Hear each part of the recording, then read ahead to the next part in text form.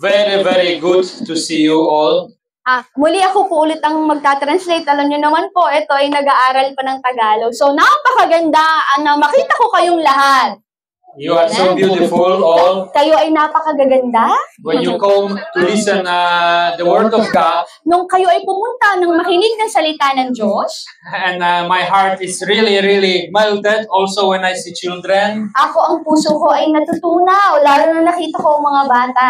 beautiful children who gather here. Magagandang bata na nagsasama-sama ngayon. And I'm thinking that maybe we soon also will have a child. Ako din nag-iisip na baka kami magkaroon na ng anak. It will be Amen. nice to have also my little one. Napakaganda siguro ng merong maliit na bata. But I think we both enjoy if we don't have that children of church also. Ganun din kung wala pa kaming anak, na-enjoy naman namin ang mga bata na nandito sa Who simbahan. always come here to welcome us. Na laging nandito para kami ay welcome. Children is alive, yeah? Ang mga bata ay ang ating buhay. That you can see that the life is here. Na makikita mo ang buhay ay naririto. And Jesus said, don't forbid children to come to me. At sinabi din ni Jesus na huwag mong pagbawalan ang bata na lumapit sa akin. Remember that children are saved because of their parents. Tandaan mo na ang mga bata ay ligtas dahil sa kanilang mga magulang. If the parent of the child is Christian, Kung ang kanilang magulang ay Kristiyano, child is saved. ang mga bata ay ligtas. Amen! Amen. And very welcome to new faces, new people who I never seen before. Wini-welcome ko ang mga tao na ngayon ko lang nakita. I assume that you are from the family of the nanay who died, yeah? Kaya iniisip ko na kayo din ay parte ng pamilya na nandito na namatay. I would like to say my warm condolences for you, for all the family. Mainit na pag-condolence sa inyong lahat. And we prayed also before, and we will pray for you, Kami din ay nanalangin sa inyo at pinapanalangin din namin kayo that the emptiness which is in your family na kung saan ang inyong pagkawala o kakulangan sa inyong pamilya will be fulfilled of the love of Jesus, ay may isa sa katuparan ng pagmamahal ni Jesus. and that Jesus will fulfill all the pain. Na si Jesus ay isa sa katuparan lahat nitong ating naramdamang sakit. Amen. Amen! Thank Hallelujah. you, Lord. I would like to say that today, in my mind, is that many people around us are richer than us. Gusto kong sabihin sa inyo na ngayon sa isip ko, maraming tao ang nasa paligid natin ay mas mayaman sa atin. Are stronger than us. Mas malakas sa atin. And sometimes we think that some people have better life than us. At minsan iisipin natin ang tao ay may mas magandang buhay kaysa sa atin. But the world is like this. Pero ang mundo ay ganito. Always will be someone who is stronger than you.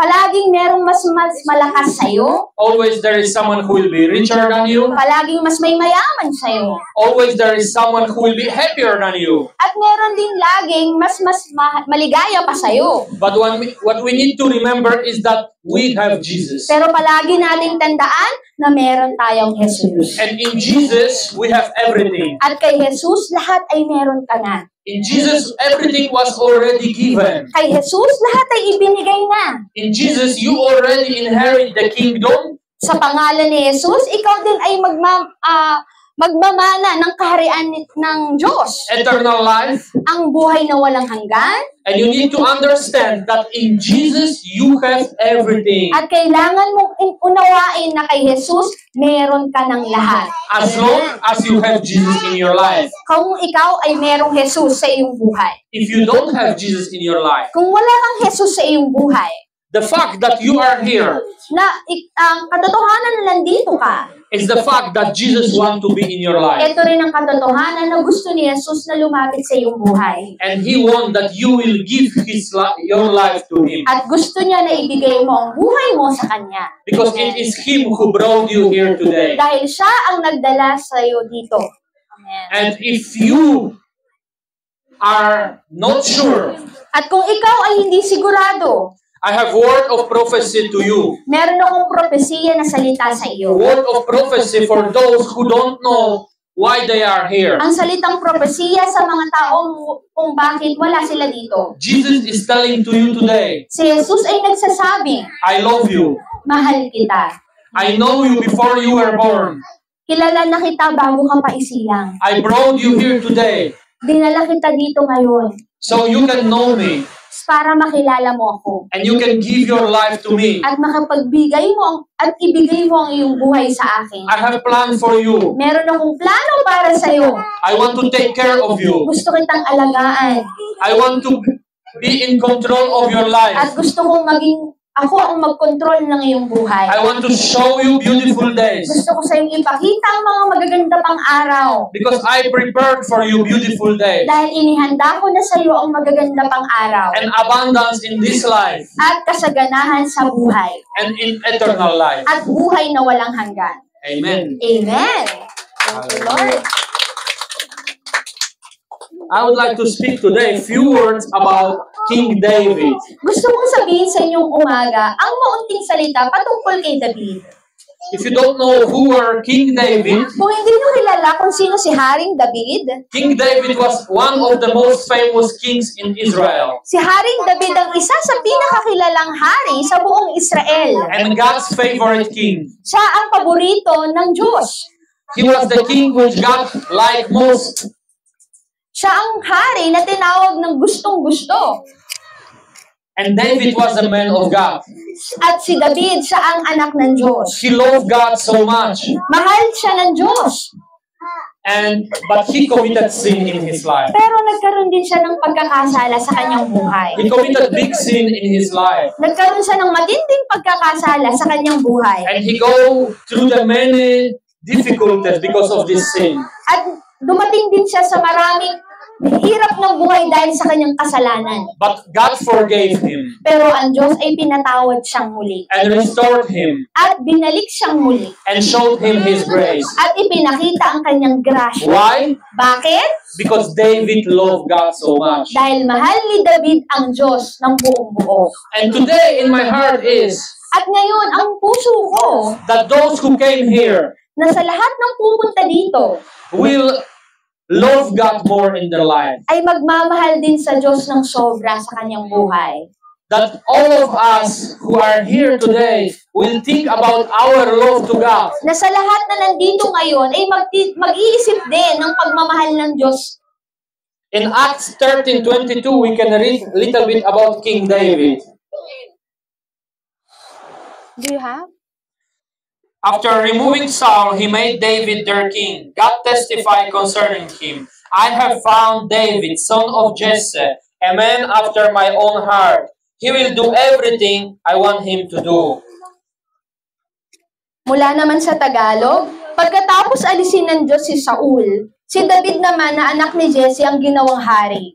Sinabi ng Diyos tungkol kay David, si David na anak ni Jesse ang pinili kong maging kalugod-lugod sa puso ko. At siya ang gagawa ng lahat ng gusto kong ipagawa sa kanya. Amen! Amen. Do you know what is mean that David was the man of the God's heart, after God's heart? Alam mo ba kung anong ibig sabihin ni si David, ang kalugod-lugod sa puso ng Diyos?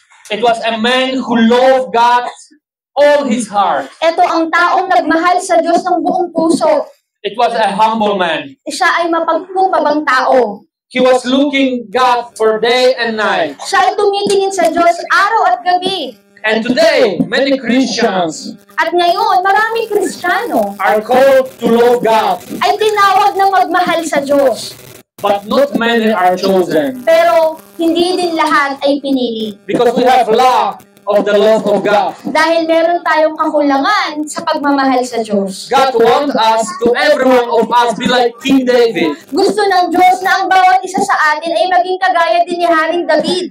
to love God from all your heart, Na mahalin din ang Diyos ng buong puso.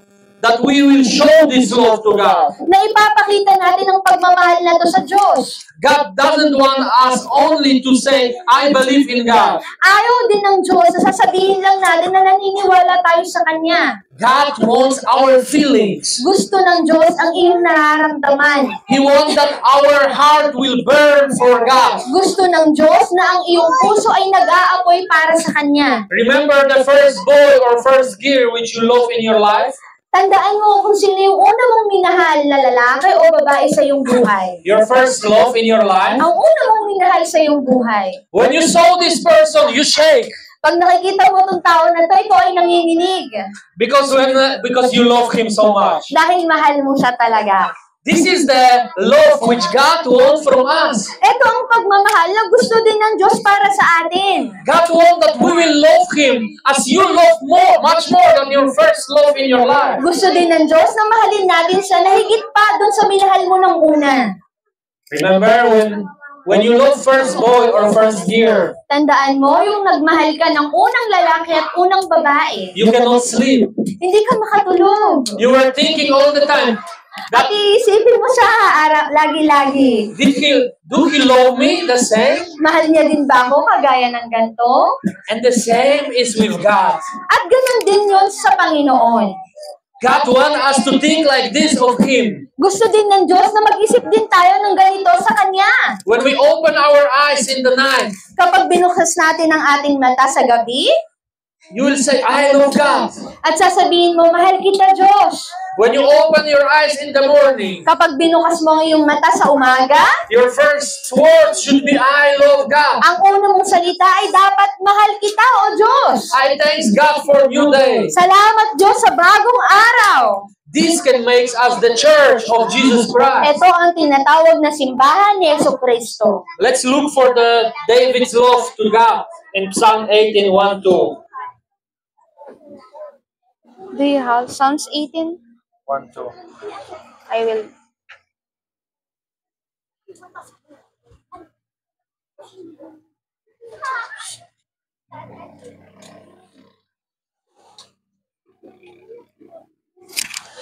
I love you, Lord, my strength. The Lord is my rock, my fortress, and my deliverer. My God is my rock, in whom I take refuge, my shield and the horn of my salvation, my stronghold. Mula naman sa Tagalog, mahal na mahal kita, Panginoon, ikaw ang aking kalakasan. Ikaw, Panginoon, ang aking tagapagtanggol, ang aking muog at tagapagligtas. Ikaw ang aking Diyos, ang aking kalakasan na siyang pinagtitiwalaan ko. Ang aking kalasag, ang aking makapangyarihang tagapagligtas, at ang aking matibay na kanlungan. Amen. Amen. David says, I love you, Lord, my strength. Sinabi ni David, mahal na mahal kita, Panginoon, ikaw ang aking kalakasan. You are my strength. Ikaw ang aking kalakasan. I want you to understand who was David. Gusto kong maunawaan ninyo kung sino ba itong si David. Because I see most of women here. Dahil nakikita ko ang mga kababaihan dito. But I think that many men should be here today Pero iniisip ko din na sana marami din kalalakihan ang nandito ngayon. to understand who was David. Upang maunawaan, sino nga ba itong si David? But I tell you something, if you love God, Pero sasabihin ko sa iyo, kung mahal mo ang Diyos, it's your assignment to bring the men here. ang iyong assignment ay dalihin mo ang lalaki mo dito. Because you know what it mean? You know what does that mean if you are here and your husband is not here? Alam mo bang ibig sabihin nito na kapag ikaw ay nandito at ang iyong asawa ay nandito? That you are stronger than your husband. Sinasabi nito na ikaw ay mas malakas pa sa iyong asawa. And do you think God wants you to be stronger than your husband? Iniisip mo din ba na gusto ba ng Diyos na mas malakas ka kaysa sa iyong asawa?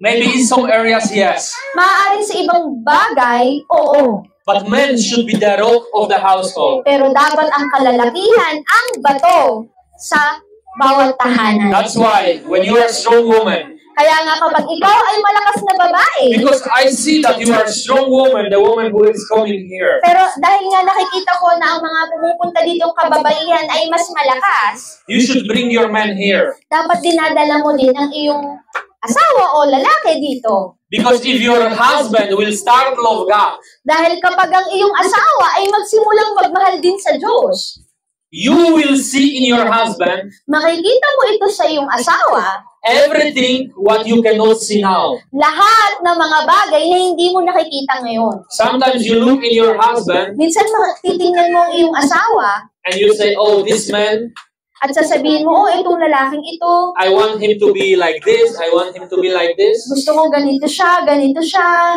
If he will start to love God, Kung siya ay magsisimulang magmahal sa Diyos, you will see everything what is lack in your husband. makikita mo lahat kung anong kakulangan sa iyong asawa. He will love you so much, much more, At mamahalin ka niya ng sobra-sobra pa, and he will be lifting you on your hands. at itataas ka niya, kagaya ng pagtataas sa kamay. And David says, God is my power. I love God. At kagaya ng sinabi ni David, ang Diyos ang aking kapangyarihan. You know- Mahal ko ang Diyos. You know who was David? Kilala niyo ba kung sino si David? David was a great warrior. Si David ay ang pinakamadakilang mandirigma. He fight with many soldiers and many battles. Siya ay nakipaglaban sa maraming digmaan. He fight with Goliath, Nilabanan niya din si Goliath, who have 3 or 4 meter. na may 3 to 4 meter ang taas. And David stand alone in front of him. At si David ay humarap sa kanya And he won with him. at napanalunan niya ang laban. When David was going with his soldiers to the battle, Nung si David ay kasama ng mga sundalo sa labanan, he always was in the first line. lagi siyang nasa unahan. He never go. Maybe some battles, yes, but the most powerful battles when he was not king, he always go first line. Pero lagi siyang nasa unahan sa lahat ng labanan. He showed that he is great warrior. Ipinapakita niya na siya ay matinding mandirigma. Even when he have 1,000 soldiers Na kahit na siya ay may 1,000 sundalo and he was to fight 10,000, at kailangan niyang labanan ang 10,000, he said, I love you, God. You are my strength. at sasabihin niya muli na mahal kita, Diyos, ikaw ang aking I kalakasan. win this battle. Maipapanalo ko ang laban na ito. And he won this battle. At naipanalo niya nga ang laban na ito. Because God was his strength. Dahil ang Diyos ang kanyang kalakasan. And he win many battles. At naipagtagumpayan niya ang maraming labanan. And he established the power of At Israel. naitayo niya ang kamakapangyarihan ng Israel. And he conquered all enemies. At natalo niya lahat ng kalaban. And he made Israel one of the most powerful countries in the world At this time. hinayaan niya ang Israel na isa sa makapangyarihang bansa sa mundo. This was King David. Ito ay si Haring David. And he was not ashamed of his love to God. At hindi niya ikinahihiya ang kanyang pagmamahal sa Diyos. Sometimes maybe you are shy that you love God. Minsan may mga pagkakataon na ikaw ay nahihiya dahil mahal mo ang Diyos. Never be ashamed that you love Jesus in your life. Hindi mo dapat ikinahihiya na mahal mo si Jesus sa iyong buhay. Even when people laugh on you, Kahit na tinatawanan ka ng mga tao, don't be ashamed. huwag kang mahiya. David was also dancing in the front of ark. Si David din ay ay sumayaw sa harapan ng kabanantipan. When they were carrying Ark of Covenant to Jerusalem, Habang nilang binubuhat ang kabanantipan sa Jerusalem, David was dancing and was very happy. si David ay sumasayaw ng sobrang saya. And his wife was looking from the window At ang kanyang asawa na nakatanod sa kanya, and she laughed on him. tinatawanan siya. And she said, how the king like you At sinabi niya, paano ang haring ganito? can dancing like clown? Na sumasayaw na parang clown. But he said, I told you the truth. I will be dancing even more. Pero sinabi niya lang, sasabihin ko sa iyo ang totoo. Makakayanan ko pang sumayaw ng higit pa rito. Because I love God. Dahil mahal ko ang Diyos. That's why I would like that all of us will love God more in our lives. Kaya nga gusto ko na lahat tayo ay magmamahal din sa Diyos ng buong buo. To be successful. Upang magtagumpay. And don't be a Christian who always drink milk. Huwag din na maging kagaya ng mga Kristiyano na palagi na lang umiinom ng gatas. You know, when the child is born, Alam mo ba ang bata nang siya ay isilang? he drink milk. Siya ay umiinom ng gatas. And maybe until he's 1 year or 2 year old, he drink milk. At maaaring isa o dalawang taon ay nainom pa rin siya ng gatas. But later is the time when the child is starting to eat food. Pero pagkatapos na yun, ito na rin ang simula ng kanyang pagkain ng matigas. Constant food. palaging pagkain ng matigas na pagkain. Yes, solid food, yeah? But some Christians, Pero maraming Kristiyano, they drink milk. maraming umiinom ng gatas. 1 year, 2 years, 1 taon, 2 taon, 5 years, 5 taon, 10 years. 10 taon. And can you imagine you have child who have 18 years old Isipin mo yun, meron ka ng anak na 18 years old na. and he said, Mama, I want milk. At sasabihin niya sa'yo, Mama, gusto ko ng gatas. You think that is something wrong with this child. Iisipin mo na may mali sa batang ito. But some Christians are like this. Pero ang ibang Kristiyano ay ganito pa rin. That's why Apostle Paul in the Hebrews, Kaya nga sinabi ni Apostol ni Pablo sa Hebreo, Hebrew 5:12 to 14,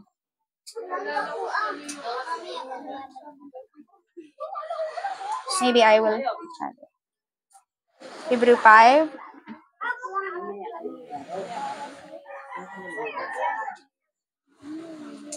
is telling us, in fact, though by this time you ought to be teachers, you need someone to teach you the elementary truths of God's word all over again. You need milk, not solid food.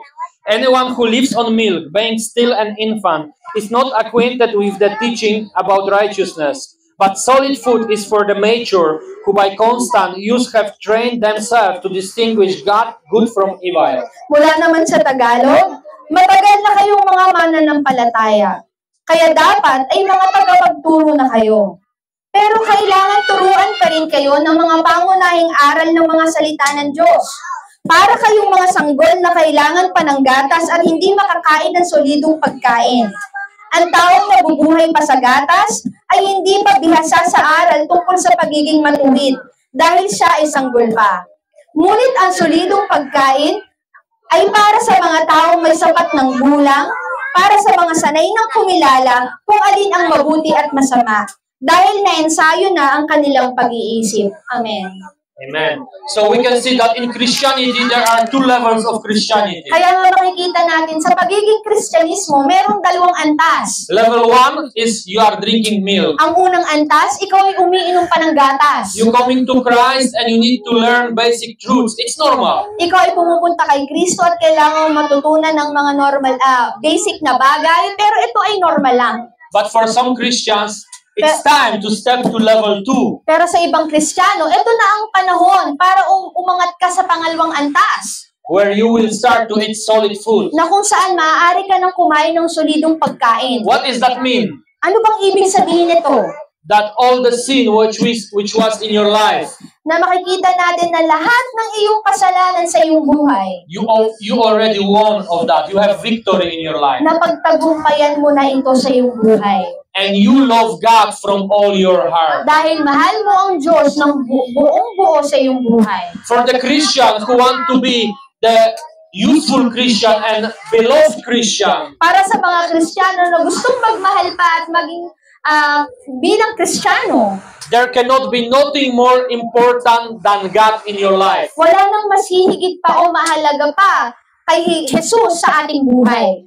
For David, God was most important in his life. Dahil para kay David, ang Diyos ang pinakamahalaga sa kanyang buhay. Is anything more important than in our life than God? Meron pa bang mas hihigit pa na bagay higit sa Diyos sa ating buhay? If there is anything more important than God in your life, Kung meron mang mas hihigit pa dito, higit pa sa Diyos, you are not worthy for God. hindi ka karapat-dapat para sa Diyos. God love you. God still love you. Pero mahal ka pa rin ng Diyos. But you are still like this little baby Pero kagaya ka pa rin nga ng bata who have 20 years old na kung saan na 20 anyos na and say, Mama, I want milk. at sasabihin na, Mama, gusto ko ng gatas. But God wants you Pero gusto ng Diyos to be the Christian na maging Kristiyano for who God is most important in his life. na para sa iyo ang Diyos na ang pinakamahalaga sa iyong buhay. Because God wants to use you. Dahil gusto kang gamitin ng Panginoon. But I cannot take a child from here Pero hindi ko naman kailangang madala ang batang ito and send him to fabric to work, hard work. at dalhin ko sa isang pabrika para magtrabaho. Because he will not know what he is doing. Dahil hindi niya pa alam ang kanyang ginagawa. And the same is with you. Kagaya din ito sa iyo. If you are the Christian who's still drinking milk, Kung ikaw ay Kristiyano at nainom ka pa rin ng gatas, God cannot use you. hindi ka magagamit ng Panginoon. But once you will love God from all your heart, Pero kapag nagsimula kang magmahal sa Diyos ng buong buo, God can take you ang Diyos ay kukunin ka and can say, my beloved son, at sasabihin, itong pamamahal kong anak, my beloved daughter, ang mahal kong anak na babae, you are ready. I will send you now to work. ikaw ay handa na at ipapadala na kitang sa trabaho. I will send you to bring disciples from all the world. Ipapadala kita upang magdisipulo sa buong mundo. What we think? Why we are gathered here? Ano ba sa isip nyo? Bakit nga ba tayo nagsasama-sama ngayon? We are gathered here to build the church of Christ on this earth. Tayo ay nagsasama-sama upang magtayo ng gusali ng simbahan ni Jesucristo sa mundo. You know how big responsibility is on your hands. Nakikita mo kung gaano to kalaki ang responsibilidad sa ating kamay? You are a builder of the kingdom of God. Ikaw ay tagapagtayo ng kaharian ng Diyos. We are not coming here just for the nice atmosphere. Hindi lang tayo napunta dito dahil sa magandang kapaligiran. We are coming here because we want to build the church of Christ. Tayo ay nagsasama-sama dahil gusto nating itayo ang kaharian ng Diyos. That's why in my heart is that we here in Castañas, Kaya nga sa puso ko, nandito kami sa Castañas, we will love God more here. mamahalin pa namin ang Diyos ng higit pa. That God will see in you Na makikita din ng Diyos pa sa iyo daughters and sons na isa kang anak na lalaki at babae who will be able to say, na maaaring magsabi, you are the one after God's heart. ikaw ang taong may kalugod-lugod sa puso ng Diyos. Amen. Thank you for listening today. Maraming salamat sa pakikinig ngayon. I hope that you will at least remember one thing what was said today. Inaasahan ko na kahit isa ay may maalala kayo ngayong umaga. And again, I would like to say some word of the joy to the family of Nanay name. What is the Nanay name? Nanay Josie? Nanay Josie. Nanay Joy. Ayun. Okay. Nanay Go Jocelyn. ahead. That remember that this is the life cycle, yeah? Tandaan natin, ito ay ikot ng buhay. Everyone have to be born. Ang bawat isa ay kailangan talagang ipanganak Everyone have to die. at kailangan ding mamatay. This is just life cycle. Ito na ang ikot ng ating buhay. All of us have to go this step. Ang lahat tayo ay dadaan dito. We don't know when we will die. Hindi natin alam, nga lang, kung kailan tayo mamamatay. But we know that our life is very short, yeah? Ang alam lang natin, ang ating buhay ay napakaikli lang. I remember when I was boy like him, Naalala ko pa nung kagaya pa akong ganitong bata, I remember everything. natatandaan ko pa lahat. Now I am old man. Dahil ngayon ako ay matanda na. Soon I will be grandfather. At pang susunod ako ay magiging lolo na. With white Maaari, hair. maputi na ang buhok. Actually, I have some white hair already. Meron na nga din akong puting buhok. I don't know when it happened. Hindi ko alam kung kailan ito mangyayari. But remember to be secure. Pero tandaan natin, upang maging secure o seguridad, And if may you have seguridad, fear of that in your life, at meron kang takot sa iyong buhay, come to Jesus. lumapit ka lang kay Jesus. Because He is the light. Dahil siya ang buhay. People who don't have Jesus in their life, Ang mga taong walang Jesus sa kanilang they buhay, are living in the darkness. sila ay namumuhay sa kadiliman. And they don't know what happened after they die. At hindi nila alam kung anong mangyayari pagkatapos nilang mamatay. But Jesus give you the light. Pero si Jesus, binigyan ka niya ng buhay. He said, trust, At sinabi niyang, magtiwala ka lang. believe, Maniwala ka and love. at magmahal ka. And Bible said that there are three things: At sinabi ng Biblia ang tatlong bagay. faith, hope, and love. Pananampalataya, pag-asa at pagmamahal. But the most important is love. Pero ang pinakamahalaga ay ang pagmamahal. Love to your neighbor Pagmamahal mo sa iyong kapwa and love to God. at pagmamahal mo sa Diyos. If you have this, Kung meron ka nito, there is nothing against you. wala nang mas lalaban pa dito. That's what Jesus said, not me. Ito ang sinasabi ni Jesus at hindi ako. Amen. Amen! Thank you, Lord! Thank you, Jesus. Thank you, Lord.